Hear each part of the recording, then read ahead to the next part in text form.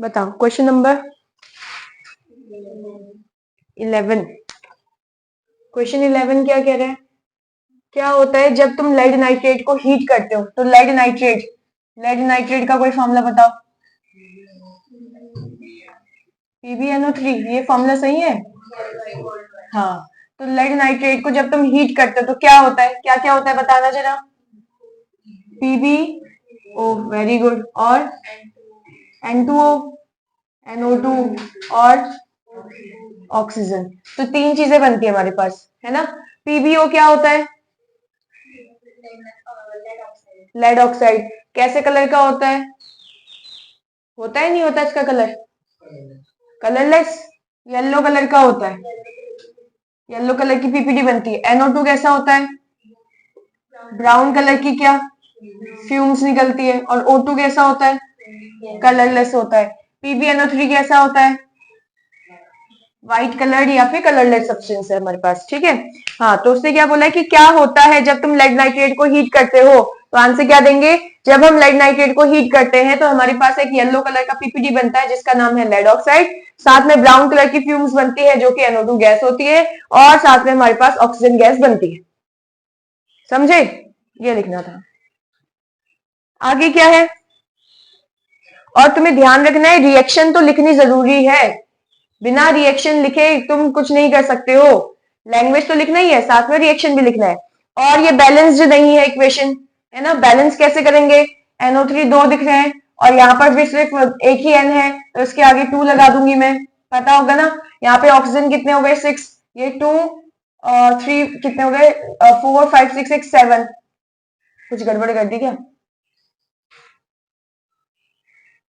इसके आगे 2 लगा दो तो इसके आगे भी 2 आ जाएगा, तो ये हो जाएगा 2 हमारे पास Pb हो गए, इस साइड भी 2 Pb हो गए।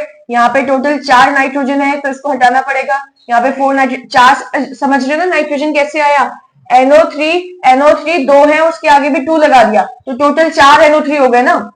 NO3 ये 2 थे, अब इसके आगे 2 लगा दिया तो टोटल 4 NO3 हो गए तुम्हारे पास। तो यहाँ पर भी 4 नाइट्रोजन, 4 नाइट्रोजन। ऑक्सीजन कितने हो गए? 3 2 6, 6 2 12, 12 ऑक्सीजन है, तो 4 2 8, 9 10 11 12, तो 12 ऑक्सीजन ये हो गए। बैलेंस करना आना चाहिए, बैलेंस करना मैंने सिखा रखा है, इसलिए इसमें ज्यादा टाइम यहाँ पे नहीं लगा दूंगा, ठीक है। तो ये है बैलेंस इक्वेशन, और जब भी हम कभी भी इक्वेशन बनाएंगे तो बैलेंस करके ही लिखेंगे उसको। आगे क्वेश्चन नंबर, अच्छा इसका सेकंड पार्ट भी है। सेकंड पार्ट क्या बोलता है? Crystal of ferrous sulphate are heated. Ferrous sulphate क्या होता है? FeSO4। तो FeSO4 को जब तुम हीट करते हो तो क्या मिलता है बताना जरा। Fe2O3 SO2 SO3, very good. FeSO4 का कलर कुछ पता है? हम यहाँ पे वैसे तो FeSO4 का कलर नहीं होता, FeSO4.7H2O का कलर होता है, याद है। लेकिन हम यहाँ पे बोलेंगे कैसा कैसा ग्रीन है? Light green, dark green? Light green. कैसा कलर होता है इसका? Light green. तो हम लिखेंगे पेल ग्रीन कलर का ये है, जिसको हम ग्रीन कलर लिख सकते हैं सिर्फ।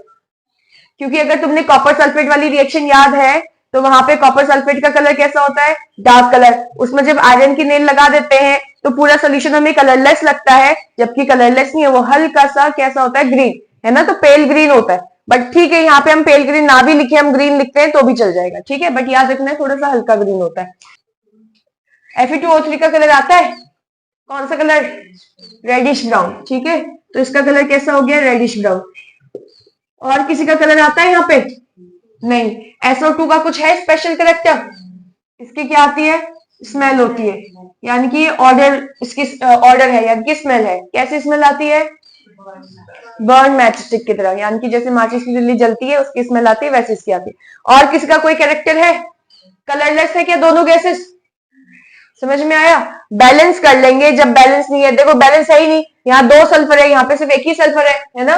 तो इसके आगे 2 लगा देंगे तो 2 सल्फर हो चुके हैं, यहाँ पे 2 आयरन हो चुके हैं। बाकी देख लो क्या है, ऑक्सीजन कितने हैं? 3 4 5 और 6 7 8, 8 ऑक्सीजन है। 4 2 8 होता है कि नहीं होता?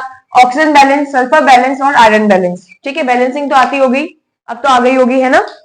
चलो फिर अगला क्वेश्चन है, गिव रीजन। तुम्हें रीजन बताना है। किस चीज का रीजन बताना है कि Y Na act as reducing agent and chlorine act as oxidizing agent in the reaction। हमें एक रिएक्शन दे रखी है और बैलेंस करके दे रखी है 2Na plus Cl2 gives 2NaCl। ये हमें रिएक्शन दे रखी है।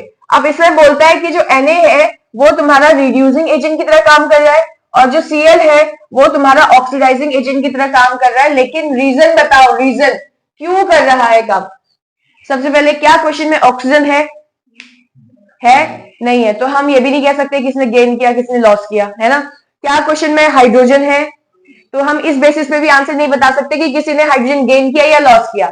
अब एक लास्ट कैटेगरी बच गई, कौन सा, लॉस ऑफ इलेक्ट्रॉन और गेन ऑफ इलेक्ट्रॉन वाला, है ना। तो पहले इसका क्या निकालेंगे, चार्ज। आगे से मतलब नहीं है, बताओ क्या ये अकेला अकेला है, तो जो अकेला होता है उसके ऊपर चार्ज जीरो। क्या ये अपने ही जैसे के साथ चिपका हुआ है, तो इसके ऊपर भी चार्ज जीरो।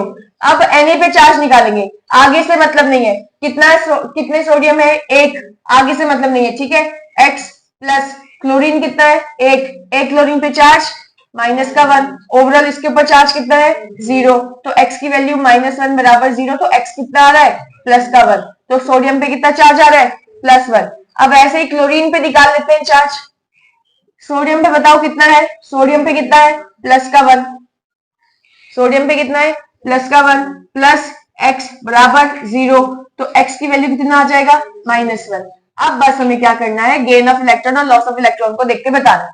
क्या सोडियम में, देखो सोडियम में, अब मैं इसको हटा रही हूँ यहां से, सोडियम में जीरो से वैल्यू +1 पे गई है, वैल्यू बढ़ गई है, वैल्यू रिड्यूस हुई है, बढ़ गई, तो क्या इसके अंदर ऑक्सीडेशन हुआ, ठीक है। अब देखो Cl पे वैल्यू जीरो से नेगेटिव गया है, तो क्या इसके अंदर रिडक्शन हो गया। ऑक्सीडेशन का मतलब क्या है, एजेंट कैसा हो गया, रिड्यूसिंग। रिडक्शन का मतलब है एजेंट कैसा हो गया, ऑक्सीडाइजिंग।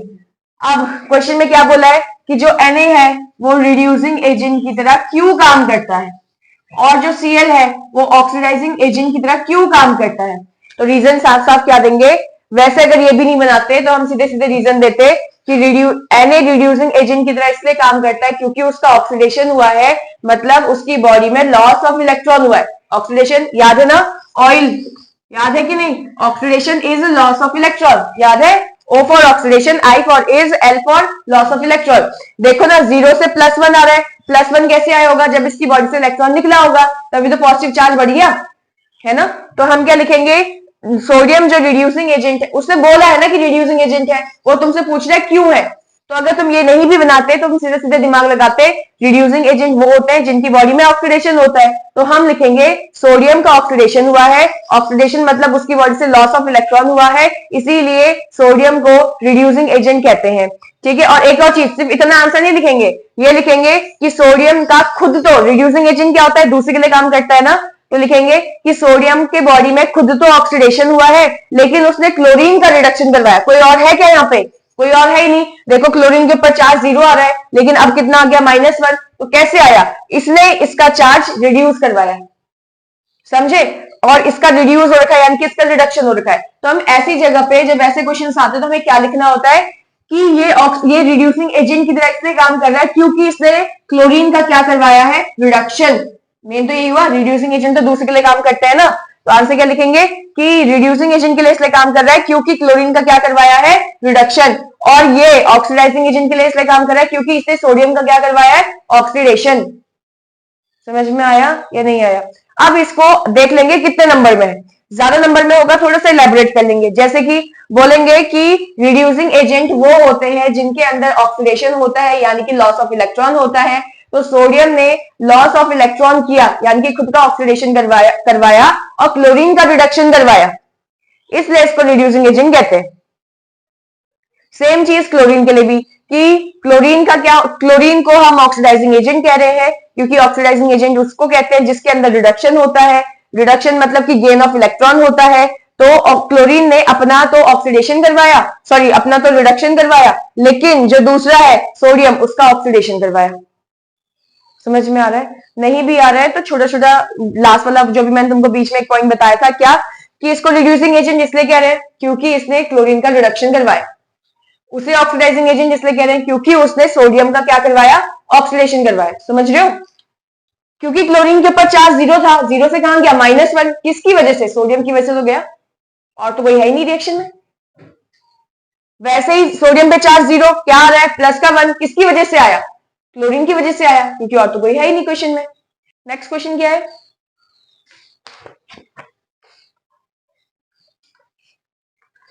अगला क्वेश्चन क्या बोलता है? Why white coloured AgCl turns grey when kept in sunlight. तो उसने बोला है कि AgCl, क्वेश्चन नंबर कौन सा है ये? क्वेश्चन नंबर 13 बोलता है AgCl को जब तुम सनलाइट में रख देते हो तो ये जो व्हाइट कलर का AgCl है ये ग्रे में क्यों कन्वर्ट हो जाता है? क्वेश्चन ये पूछा है कि व्हाइट कलर AgCl ग्रे क्यों हो जाता है जब तुम सनलाइट में रखते हो। तो अब हम सबसे पहले इक्वेशन बताएंगे, फिर लैंग्वेज लेंगे। हम बोलेंगे जब हम AgCl को सनलाइट पे रखते हैं तो इसका डिकम्पोजिशन हो जाता है और ये Ag प्लस Cl2 गैस में कन्वर्ट हो जाता है, होता है। इसको बैलेंस करेंगे तो क्या इस पे ऐसे आएगा। उसने बस ग्रे तक की बात करी तो मैं इसके कलर की बात नहीं करूंगी यहाँ पर, क्योंकि उसने कुछ बात नहीं करी उस चीज पे, है ना। तो हम बोलेंगे जब AgCl को सनलाइट, पहले तो इक्वेशन बना दी बैलेंस करके, ठीक है, जिसका कलर जो है वो लिख दिया, जो क्वेश्चन में दिया था उसके अकॉर्डिंग कलर, ठीक है, अपने मन से एक्स्ट्रा कलर नहीं लिखना है। और हम बात करेंगे कि जब AgCl को हम सनलाइट में रखते हैं तो AgCl का डिकम्पोजिशन हो जाता है सनलाइट की प्रेजेंस में, जिसकी वजह से वो Ag और Cl2 में कन्वर्ट हो जाता है और Ag का कलर कैसा आता है? वो ग्रे आता है। तो हम बोलेंगे जो व्हाइट कलर AgCl है जब उसको सनलाइट में रखा जाता है तो उसका डिकम्पोजिशन हो जाता है और वो ग्रे कलर Ag में कन्वर्ट हो जाता है, जिस वजह से उसका कलर हमें व्हाइट से कैसा दिखाई देने लग जाता है? ग्रे, जब उसको सनलाइट में रखा जाता है। समझ में आया है? ये लिखना है इसका आंसर। अगला क्वेश्चन, क्वेश्चन नंबर कौन सा है? 14। क्वेश्चन 14 कह रहा है consider the following reaction. Reaction है हमारे पास, पहला रिएक्शन है Fe प्लस CuSO4, क्या बना के दे रहा है? FeSO4 plus Cu। Second reaction है मेरे पास Cu प्लस FeSO4, ये बना के दे रहा है CuSO4 प्लस Fe। बोला है which of these reaction will take place और वाई, इन दोनों में से कौन सी रिएक्शन होगी और क्यों होगी? फर्स्ट वाली होगी, क्यों होगी? देखो क्या यहाँ पर एक एलिमेंट और यहाँ पे एक पूरा कंपाउंड है, और देखो क्या Fe ने इसको हटा के कुछ ऐसा करा हुआ है, तो पहले देखना पड़ेगा, बोल रहा है इन दोनों में से कौन सी हो रही है, तो इसका मतलब मेरे पास वो पूरी रिएक्टिविटी सीरीज वापस आ जाएगी। बताओ रिएक्टिविटी सीरीज क्या है?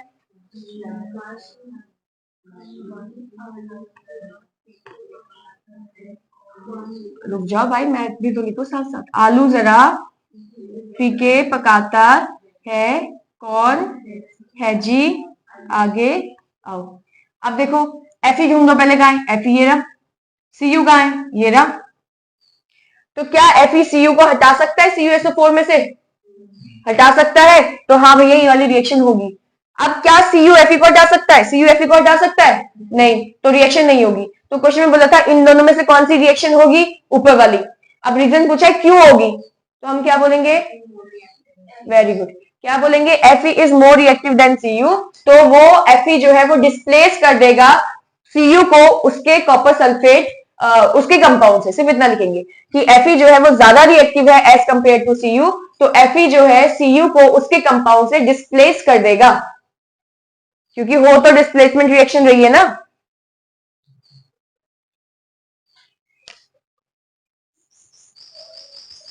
Give an example of reaction which is double displacement as well as precipitation reaction.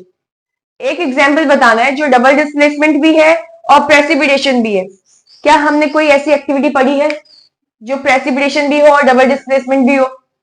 हमारे पास दो रिएक्शन है ऐसी, एक तो चलो हमने, और दोनों रिएक्शन हमने देखी हुई है।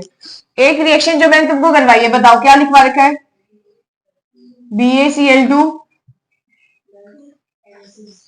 प्लस Na2SO4, इसकी रिएक्शन करवाते हो तो क्या बनता है? BaSO4 और ट्वाइस ऑफ NaCl। बैलेंस होगी सारी रिएक्शन, ठीक है। क्या हमने रिएक्शन नहीं देखी है कि हमारे पास एक्वस सोल्यूशन ऑफ होता है BaCl2, फिर होता है एक्वस सोल्यूशन ऑफ Na2SO4, तो जैसे इन दोनों को मिलाते हैं तो ये व्हाइट कलर का बन जाता है जो कि BaSO4 होता है, और ये व्हाइट कलर का जो ये चीज बन रहा है प्रेसिपिटेट ही तो है, जो थोड़ी देर बाद सेटल हो जाता है, और जो नमक होता है वो एक्वस बनता है। अगर तुम्हें ये रिएक्शन याद ना हो तो क्या हमारे पास PbNO3 होल ट्वाइस है? क्या इसकी रिएक्शन Ki के साथ हमने देखी हुई है? क्या ये भी एक्वस होता है और ये भी एक्वस होता है? जैसे ही दोनों को मिलाते हो तो क्या हमारे पास PbO आ जाता है, लेड ऑक्साइड, सॉरी PbI2 आ जाता है, लेड आयोडाइड, और साथ में क्या बनता है, KNO3, और ये येलो कलर का होता है। पता है ऐसा कुछ पढ़ा है कि नहीं पढ़ा? और ये तुम्हारे पास एक्वस होता है। हमने स्टार्टिंग में तो ये रिएक्शन देखी थी, सेकंड या थर्ड नंबर पे रिएक्शन थी ये, समझे? तो ये भी क्या होती है, डबल डिस्प्लेसमेंट ना। पीबी ने के को हटा के देखो उसकी जगह ली, के ने पीबी को हटा के देखो उसकी जगह पे ली, डबल डिस्प्लेसमेंट हुआ। साथ में ये चीज क्या है, ये येलो कलर का प्रेसिपिटेट है जो नीचे सेटल होता है। समझ में आ रही बात? अगर ये याद नहीं हो रहा है तो ये याद कर लो, एक ही याद कर लो, कोई टेंशन नहीं है। समझ में आया? तो ये क्या है, तुम्हारे पास प्रेसिपिटेशन रिएक्शन भी है और साथ में डबल डिस्प्लेसमेंट रिएक्शन भी। क्वेश्चन नंबर 16 क्या बोल रहा है कि जो फोटोसिंथेसिस है,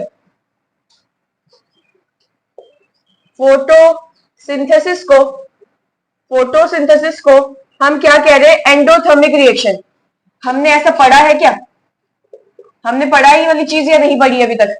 हमने ऐसा पढ़ा नहीं, लेकिन क्वेश्चन क्या दे रहा है कि फोटोसिंथेसिस को हम कौन सी रिएक्शन कहते हैं, एंडोथर्मिक रिएक्शन कहते हैं। बोल रहा है वो कि फोटोसिंथेसिस को एंडोथर्मिक कहते हैं। अब हमसे पूछ रहा है रीजन बताओ क्यों कहते हैं। समझ रहे हो? जैसे रेस्पिरेशन को कौन सी रिएक्शन कहते हैं, एक्सोथर्मिक कहते हैं। क्यों कहते हैं? हीट रिलीज होती है, यही तो लिखेंगे। रेस्पिरेशन को एक्सोथर्मिक रिएक्शन इसलिए कहते हैं क्योंकि उसमें हीट रिलीज होती है। तो अगर फोटोसिंथेसिस को एंडोथर्मिक वो खुद बोल रहा है, इसका मतलब ये चीज होगी। और इसमें क्या होगी, हीट रिलीज की हीट अब्सॉर्ब, हीट अब्सॉर्ब होगी। अब कैसे हो रही होगी?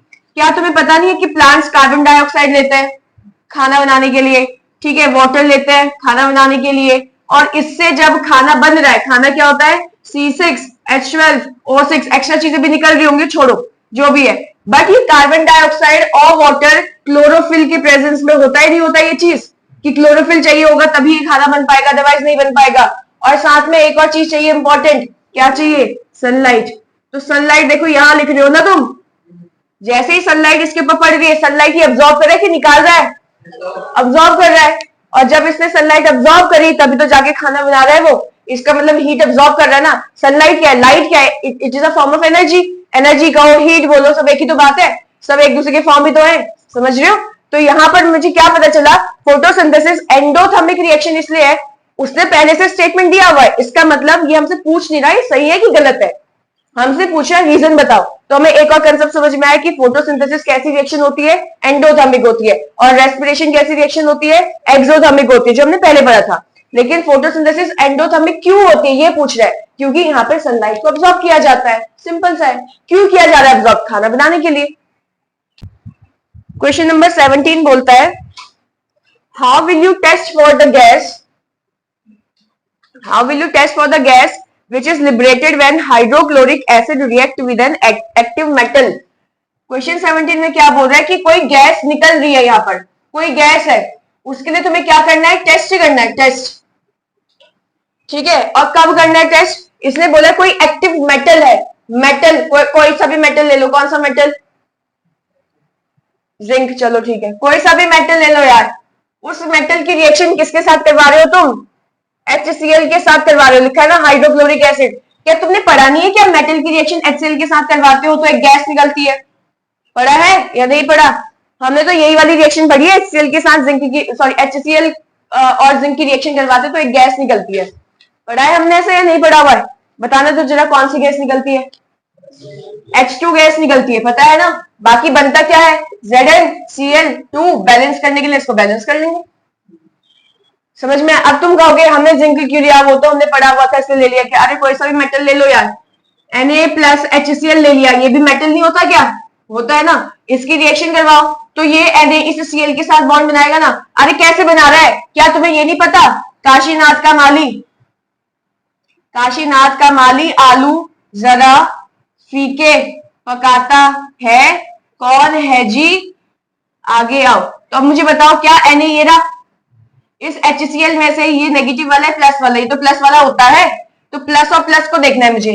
क्या हाइड्रोजन ये रहा, तो क्या Na अब हाइड्रोजन को डिस्प्लेस कर सकता है क्या उसकी जगह से, क्योंकि Na की पावर ज्यादा है?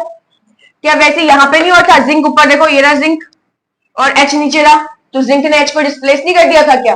तो कोई सा भी मेटल लेते हो एक्सेप्ट कौन, कॉपर, कॉपर की रिएक्शन करवाओगे तो नहीं हो सकता, मरकरी की रिएक्शन करवाओगे नहीं होगा, गोल्ड की रिएक्शन करवाओगे नहीं होगा, और सॉरी ये सिल्वर की रिएक्शन करवाओगे तो नहीं होगा, गोल्ड की रिएक्शन करवाओगे तो भी नहीं होगा। इसीलिए उसने वर्ड क्या लगा रखा है, एक्टिव, एक्टिव मेटल। तो एक्टिव मेटल मतलब ये सारे एक्टिव मेटल नहीं होते हैं, एक्टिव मतलब जो रिएक्टिव होते हैं, समझ पा रहे हो? तो कौन है रिएक्टिव भैया, हाइड्रोजन के ऊपर वाले सारे रिएक्टिव मेटल्स हैं। समझ पा रहे हो मेरी बात या नहीं? तो रिएक्टिव मेटल से जब रिएक्शन करवाओगे क्या होगा, NaH को डिस्प्लेस करेगा, डिस्प्लेस करेगा तो ये बनाएगा, समझे कि नहीं? और जब H उसकी बॉडी से अलग हो गया तो H के फॉर्म में तो अलग हो नहीं सकता, कोई और है नहीं जिसके साथ वो बॉन्ड बनाए, तो H2 के फॉर्म में तो निकलेगा, बता रखा है ना कि H अकेला नहीं हो सकता, अगर उसके पास कोई और नहीं है बॉन्ड बनाने के लिए तो H2 के फॉर्म में रिलीज होगा। अब इसको बैलेंस करो, यहाँ पे 2 H है लेकिन यहाँ तो एक ही H है तो यहाँ 2 लगेगा, यहाँ पे 2 Cl है लेकिन यहाँ एक ही है तो यहाँ पे आगे 2 लगेगा और इसके आगे भी 2 लग जाएगा। समझ में आया? चाहे किसी भी मेटल के साथ करवाओ, निकल कौन सी गैस रही है, H2 गैस। अब H2 गैस के लिए क्या बोल रहा है, टेस्ट, ये नहीं बोल रहा है किसके साथ करवा रहे हो, क्या निकल रहा है, कौन सी गैस निकल रही है, वो बोल रहा है कि तुम टेस्ट कैसे करोगे, जो गैस निकल रही है जब तुम किसी एक्टिव मेटल की रिएक्शन HCl के साथ करवाते हो तो उस गैस के लिए टेस्ट कैसे करेंगे। हम क्या बोलेंगे, पढ़ा नहीं है कि हमने H2 गैस के लिए टेस्ट, हाँ हम क्या बोलेंगे कि हम एक बर्न्ट मैच स्टिक को लेकर आएंगे उस गैस के सामने, उस गैस के पास, जिससे क्या होगा कि वहां पर पॉप साउंड आएगा। अगर पॉप साउंड आता है तो इसका मतलब कौन सी गैस प्रेजेंट होगी वहां पे, H2 गैस, क्योंकि ये H2 गैस के लिए कंफर्मेटरी टेस्ट है कि अगर किसी रिएक्शन में बर्न्ट मैच स्टिक को लेकर आया जाता है और उस गैस के पास रखा जाता है और गैस अगर पॉप साउंड के साथ बंद होती है तो इसका मतलब ये गैस कौन सी मानी जाती है, H2 गैस होती है। समझ में आया या नहीं? तो फिर हम यहाँ पे यही लिखेंगे, कैसे टेस्ट करना है, बर्न मैच स्टिक को पास ले आएंगे, क्या होगा, पॉप साउंड आएगा, उससे क्या होगा, उससे कंफर्म हो जाएगा कि ये गैस कौन सी है, H2 गैस है। आया कुछ? अगला क्वेश्चन क्या बोलता है भैया, क्वेश्चन नंबर कौन सा है ये, 18th क्वेश्चन बोलता है, what changes in the colour of iron nails and copper sulphate solution do you observe after keeping the iron nail dipped in copper sulphate solution for 30 minutes. तो एक दे रखा है तुम्हें यहाँ पे दिया हुआ है कॉपर सल्फेट, क्या कॉपर सल्फेट CuSO4 होता है, तो कॉपर सल्फेट का सोल्यूशन दिया हुआ है और इसमें तुमने आयरन की नेल को डिप करके रखा हुआ है, कितने मिनट के लिए, 30 मिनट के लिए। सीधे सीधे एक्टिविटी रेडी ना, सीधे सीधे एक्टिविटी। फिर क्या बोलता है, स्टार्टिंग में क्या बोला था, क्या चेंज दिखा तुम्हें आयरन के कलर पे, आयरन की कलर पे क्या चेंज दिखा और कॉपर सल्फेट सोल्यूशन में क्या दिखा चेंज, कलर, दोनों के चेंज पे, कलर की बात करें, कलर में क्या चेंज आया। तो मुझे पता है भैया कॉपर सल्फेट की रिएक्शन हमने किसके साथ करवाई, आयरन के साथ। कॉपर सल्फेट का कलर बताओ, ब्लू, ठीक है, कौन सा ब्लू, डार्क या लाइट ब्लू, डार्क ब्लू होता है, कैसा ब्लू, डार्क ब्लू। आयरन का कलर कैसा था वैसे अगर दिमाग लगाओ तो क्या बोलोगे, ब्राउन, ग्रे। आयरन का कलर कैसा होता है, ग्रे। रिएक्शन करवा रहे हो, एक यहाँ पे पड़ा है और ये कंपाउंड में है, तो क्या एक एलिमेंट इस कंपाउंड में से एक एलिमेंट को हटा देगा कि नहीं हटा देगा, क्या डिस्प्लेसमेंट वाली रिएक्शन आ गई है। और तुम्हें नहीं पता आयरन ऊपर आता है, Cu नीचे आता है, काशीनाथ का माली आलू जरा फीके, फीके में Fe ऊपर आ गया, पकाता है कौन नीचे आ गया, है ना। तो आयरन ऊपर है, Cu नीचे है, तो आयरन इस Cu को डिस्प्लेस करेगा, एक्टिविटी है यार सीधे सीधे, है ना। तो क्या यहाँ पर FeSO4 बनेगा और साथ में क्या बनेगा, कॉपर।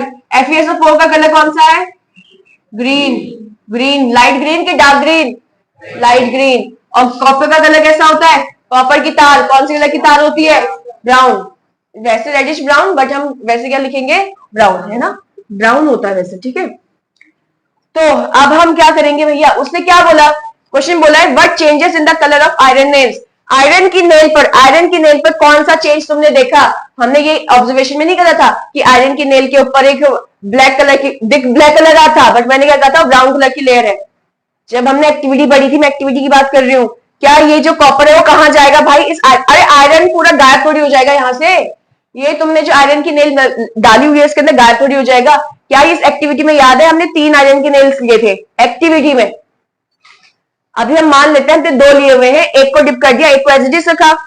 कुछ टाइम के बाद जब मैं उसको निकालूंगी तो चेक तो करूंगी ना क्या डिफरेंस आया पहले के कंपैरिजन में अभी कलर में। तो क्या लगती है ब्राउन कलर की लेयर लगनी जाती है उस पर। इसने ये नहीं बोला ना कि बना क्या है, उसने बोला कि तुम्हें क्या दिखा, क्या ऑब्जर्व किया तुमने किस चीज में। अरे चेंजेस में कलर में बताओ ना, तो हम बोलेंगे कि आयरन के ऊपर एक ब्राउन कलर की कोटिंग, ब्राउन कलर की लेयर डिपॉजिट हो गई। मुझे ये थोड़ी बताना है कॉपर का है कि किसका है। अरे समझ रहे हो, ये ऑब्जर्वेशन लिखा था हमने जब हमने एक्टिविटी पढ़ी थी, तो ऑब्जर्वेशन लिखा था, फिर बाद में क्वेश्चन पढ़ा था। तो ऑब्जर्वेशन पूछ रहा है मुझसे, उसने क्या बोला, what changes in the colour of iron nail and copper sulphate solution observe करते हो तुम। कौन सा चेंज तुम ऑब्जर्व कर रहे हो, किसमें, आयरन की नेल पर और कॉपर सल्फेट सोल्यूशन पर।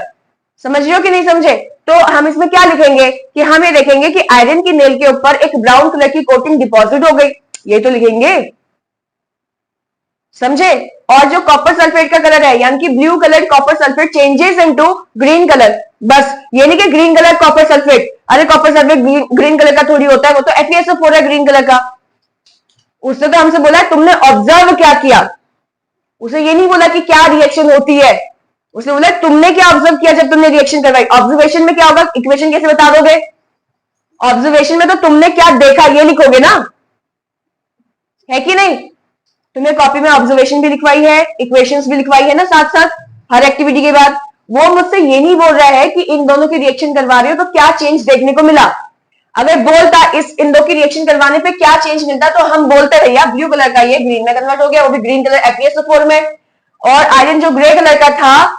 या फिर ऐसे कर सकते थे कि यहाँ पे हमें, अगर वो बोलता ना कि यहाँ पे क्या क्या चेंजेस तुमको देखने को मिले, सीधे सीधे आयरन की बात नहीं करता, सीधे सीधे कॉपर सल्फेट की बात नहीं करता, वो बोलता कॉपर सल्फेट और आयरन की रिएक्शन करवाई तो तुम्हें क्या चेंज देखने को मिला।